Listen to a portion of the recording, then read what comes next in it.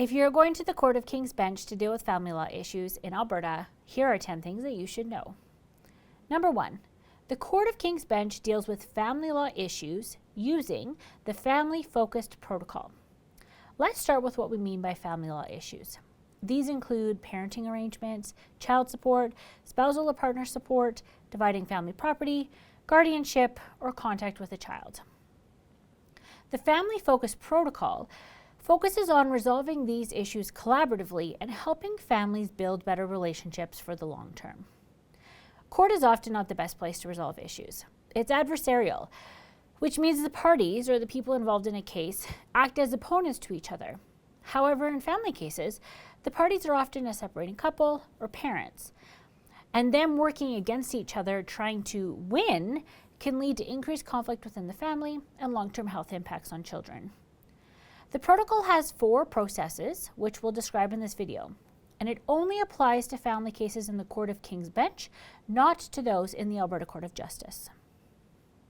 Number 2, most cases go through the regular family process.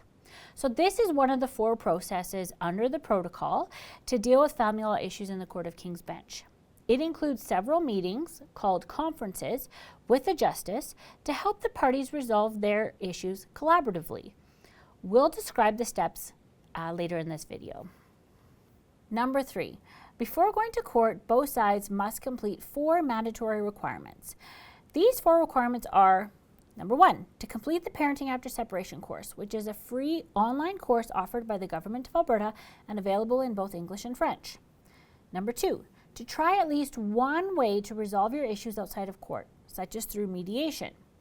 Number 3, to share your financial information, also called disclosure, with the other person. And number 4, to meet with a family court counselor if you don't have a lawyer. A family court counselor works for the Government of Alberta and helps a party with the court process. If you cannot complete one or more of these requirements, you must complete a form asking the court to waive or defer them. You must have a very good reason for making this request. You do not have to complete these requirements if you are applying for a protection order, an urgent order, a consent order, or an order about serving court documents. Number 4, the next step in the regular family process is to start a court action. If you don't already have a case in the Court of King's Bench known as an action, you or the other party must start one. To start an action means to file one of the following commencement documents with the court. So this could be a statement of claim, such as a statement of claim for divorce or a statement of claim for divorce and division of family property. It could be a Family Law Act claim or an originating application with an affidavit. The court will give your case a unique file number, and you'll use this number on all other court documents that you and the other person file in your case. Number 5, the next step in the regular family process is a mandatory intake triage conference, or MIT conference. If you want the court to make an order about something, you must attend an MIT conference. This is a 1-hour meeting between you, the other person, and a justice at the courthouse. Before you can schedule the MIT conference, you and the other party must file certain documents with the court, and these documents are called the MIT package. During the MIT conference, the justice can grant interim or temporary orders, such as about parenting or child support.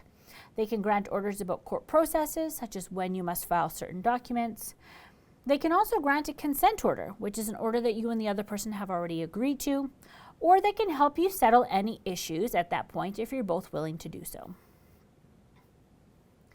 Number 6, the third step in the regular family process is a settlement conference. So this is an in-person meeting between you, the other person, and a justice.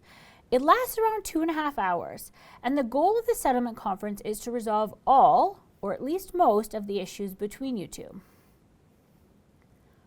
Number 7, if necessary, the final step in the regular family process is a trial. If you and the other person cannot resolve all of your issues at a settlement conference, you may have to go to a trial. At a trial, the justice hears evidence from you and the other person before making a final decision. A trial takes time and money and should be a last resort to resolve your issues. Number 8. Another of the 4 processes in the Family Focus Protocol is the urgent process. This is for issues that cannot wait to go through the regular family process. So examples of when you may be able to use this process include if there's a risk of harm or violence to you or a child, if there's a risk that someone will remove a child from Alberta without permission, if you have an issue with parenting time or contact with a child that cannot wait, or if you need the court to review an emergency protection order. The court ultimately decides what is an urgent issue. And if the court doesn't think that your issue is urgent, then they'll send you back to use the regular family process instead. Number 9. The desk process deals with issues where a justice can make a decision based on court documents alone. So this is where you apply for a court order by submitting your documents at the courthouse for a justice to review on their own. You do not speak with the justice. The court contacts you once the justice grants your order, or if the justice needs more information, or if the justice refuses to grant your order. Examples of where you can use the desk process include if you're asking for a consent order, if you're applying for a joint divorce, if you're requesting to waive or defer one of the 4 mandatory requirements, or if you're requesting that the other person share their financial information with you. Number 10. Some family law issues have very specific processes to deal with them, and these are all lumped together and called the excluded processes. So these issues include if you're applying for a protection order, if you're adopting a child, or if you're getting or changing child support when one person lives in another province. You must follow the specific process to deal with each issue. Learn more about family law in Alberta, including about going to the Court of King's Bench, at family.cply.ca.